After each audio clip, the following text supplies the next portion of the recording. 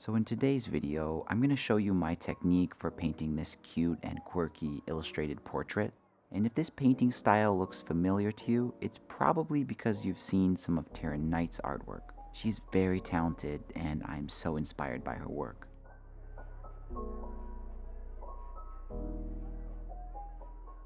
So I've already got the Forster watercolor texture loaded into Procreate. And for the brushes, I'm going to be using the brushes in the regular watercolor kit. And as usual, I'll put links to everything I use in the description below, including this free sketch here so you can follow along with me. Now I've got the sketch placed in here as the very top layer, and then I've set the transparency mode to multiply. And to start painting, of course, I'm just going to select a blank layer underneath the paper texture, just like you normally would. So at first, this illustration might look complex, but there's really just 4 parts. We have basically the silhouette, which is the skin tone. We've got the hair, the shirt, and then the face details. So I'm going to do the element that's furthest back, which is basically the skin or the silhouette. So I'm going to grab a kind of a skin tone color here, and about like that's pretty good. For the brush, I'm going to use the abstract round, which is part of the regular watercolor kit I mentioned earlier. And at a pretty large size, I'm going to very roughly just fill out the background wash here.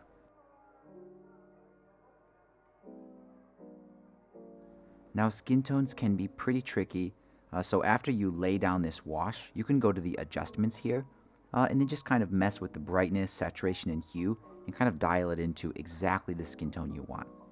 Now I've gone way beyond the edges of the sketch, so I'm going to cut it back with the eraser, and I'm going to set that to the fine liner pen, and maybe around 10%. I'm just going to go around and follow exactly the edge of the sketch here.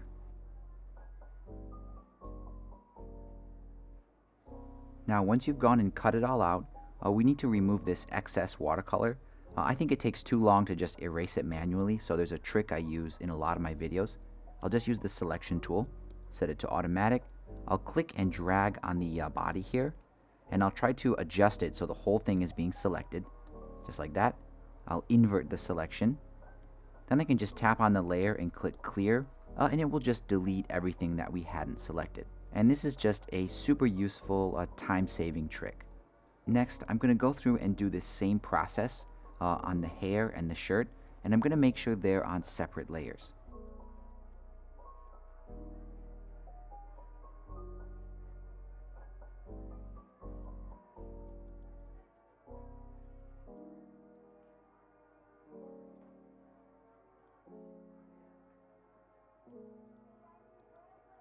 So after all the elements that are different colors are laid down kind of on their own layers and cut out, you can see here's the shirt, here's the hair, then here's the background silhouette.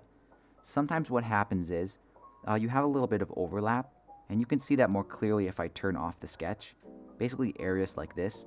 I wouldn't worry about that. It's so easy to fix that in the last few steps.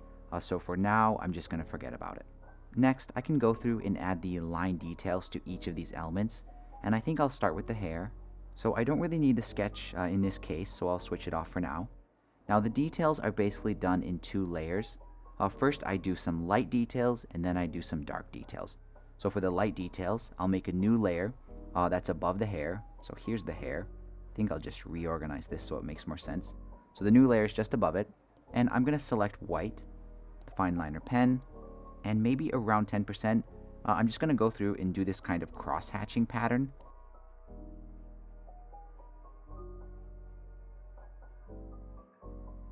Now after that's done, you can see here, the lines here are on their own layer, and that's because I want to lower the opacity, and I'll basically set it to 0, and then slowly raise it back up, just until those kind of highlight details are barely visible. I think in this case, maybe around 20% is good. And once I'm happy with that, I'll just merge those layers together just to keep it kind of simplified. And next, I'm going to move on and add the dark details. So again, I'll make a new layer above the hair. I'll select a pretty dark shade of the hair color. Same brush I used for the highlights, same size. And I'm going to go through and just add a couple of dark lines like this. But these aren't really going to be cross-hatched. I'm just trying to add a kind of a flowing energy. So these are going to be longer lines, kind of focused on the outside of the hair.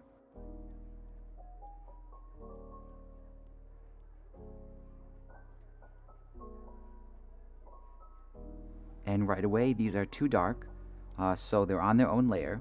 I'm going to change the transparency mode to multiply, and just like before, I'll lower it to 0 and then slowly raise it back up just until these lines are dark enough, but not quite pure black.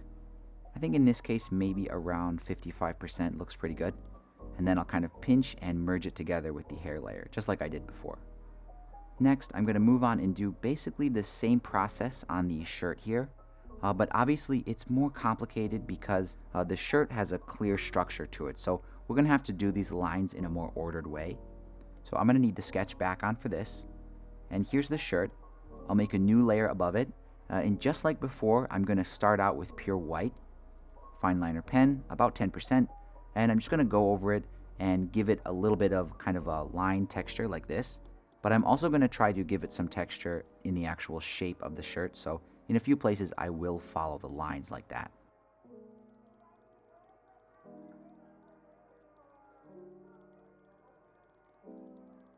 And just to make the buttons on the shirt pop out a little bit, I will do a highlight on the top of each one. And just like before, all of this is on its own layer, so I'll lower the opacity and just set it to a point where it looks good but still pretty subtle. I think around 20% looks good, and I'll just kind of pinch and merge it together with the shirt. Now for the darker outlines, this is going to be a little bit harder. I'll make those on their own layer. Again, I'll select this dark reddish brown just to match the shirt a little bit better. Same brush, same size, and I'll do the outlines here, but I'm definitely going to focus some more on the lines in the sketch, and I'm going to do a very rough outline, so I'm kind of pulsing the pressure so the brush is kind of sloppy.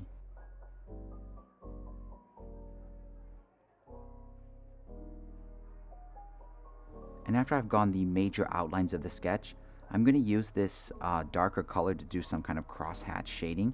So I'm just going to do this in the areas that are going to be a little bit darker.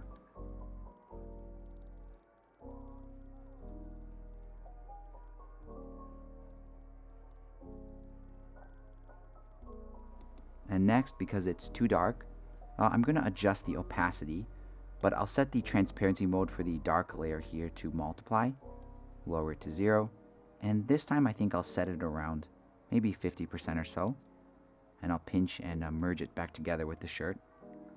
Now the hair and the shirt are almost done, but I think they do need a little bit of shading so they don't look so flat. So the shading on the shirt is pretty easy. Basically, I'm just going to use the selection tool, set to freehand, and I'll select the areas that should be in shadow. So under the arms here especially, circle back, hue, saturation, and brightness, and I'll darken those areas.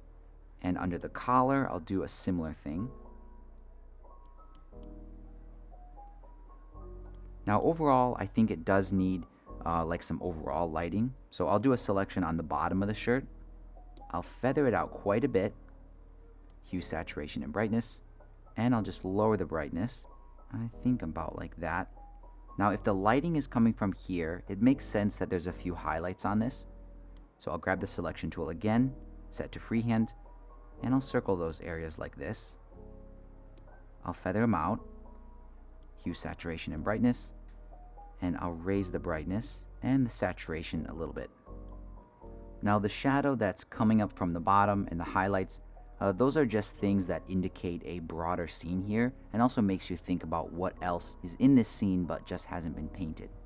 And before I move on and do the shading on the hair, I do need to add the buttons, and I'll use the fine liner pen for that. I think a pretty light gray color, and I'll just roughly and quickly fill those in.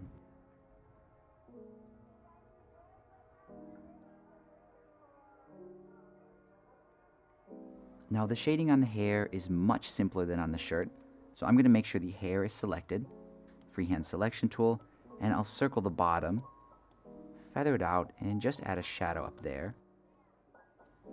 And on the top of the hair, I think I'll just do one highlight.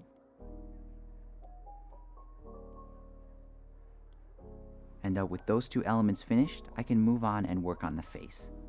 Now the face details are going to be on their own layer, so I'm going to make a new layer that's above everything. And for the color, I'm actually just going to fill everything in first with this kind of pink tone. It doesn't really matter because we're going to adjust it later.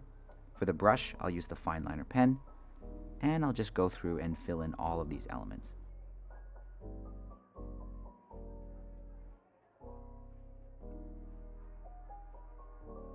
And after all the elements are filled in, I can adjust the color and shade of each one. So for example, I'll start with the ears. So I'll grab the selection tool, set it to freehand, and I'll circle both ears. Then I'll go to my hue, saturation, and brightness, and just kind of mess with the tone here and find one that fits. Just like that. And I'm going to go through and do the same thing to each element and make it each the correct color.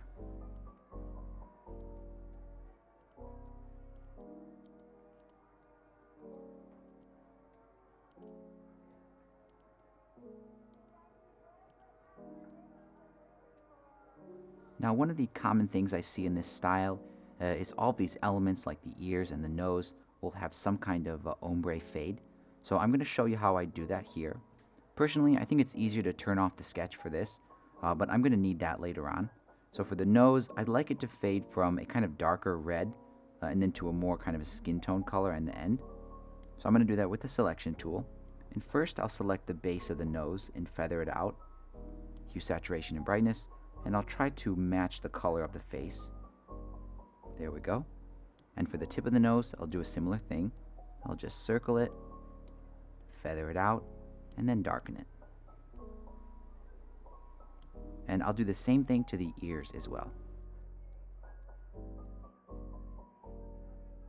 And for the pupils, I'm going to turn the sketch back on and just fill those in with pure black using the fine liner pen again.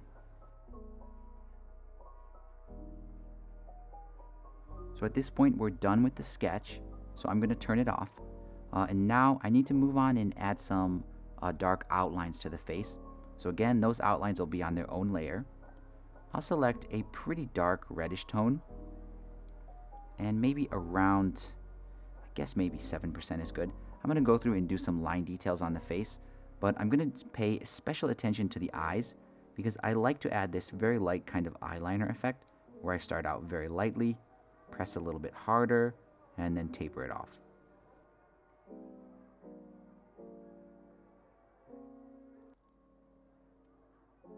And just like before, I'm going to change this outline layer to multiply, and then set the transparency so it's not too overwhelming. There we go. And I'll kind of pinch and merge it together with the face.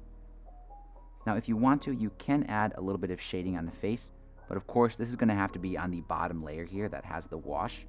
So the way I do that is with the selection tool. So I'll set it to freehand, and I'm going to make a selection kind of shaped like a T. So across the forehead and then down around the nose. I'll feather it out, hue, saturation, and brightness, and I'll brighten that area up. And this is basically the highlight on the face. Now the shadow is basically following a similar process. So again, I'll make a selection around the neck, kind of up the side of the face, circle back, feather it out, and I'll darken this area. Now at this point, everything looks pretty good. But I do recommend adding a little bit of an outline in a couple of areas, and this is just to help with the contrast. So the way I do that is I'll make another layer that's above everything. I'll select pure black, fine liner pen, maybe a little bit smaller, like 5% or so. And on areas like this where we're losing contrast, I'll add a very, very light broken outline. And I'm going to go through and do the same thing wherever I think it needs a little bit of help with contrast.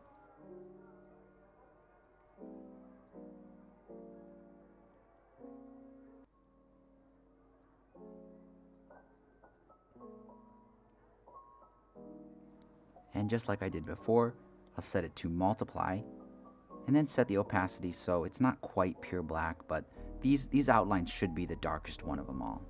There we go. Now it could be done at this point, but what I like to do is just pinch and merge everything together onto one layer. And I'm going to go through with the eraser and fix some of these kind of overlapping edges that I mentioned earlier. And there we go, this one is all done, and here's what it looks like when I print it out. Hopefully the process here is pretty easy to follow. Basically the whole illustration is made in just 3 steps. First, I filled in the background color for each element as a separate color on its own layer. Then I added details to each element by doing those light and dark outlines, kind of like cross-hatching, I guess, and then I adjusted the opacity. And also at this point, you could do a little bit of shading with the selection tool. And then finally, the last step is just going over it one last time and adding all the small details like the facial features and also maybe fixing the edges with the eraser brush. And this is the first time I've used this technique, but I do think it seems like a pretty flexible way to paint pretty much anything. So I'll definitely explore that in future videos, and I'd also love to hear what you think about this in the comments below. As always, please like this video and subscribe if you haven't already. And that pretty much wraps it up. Thanks again for your support, and I'll see you in the next video.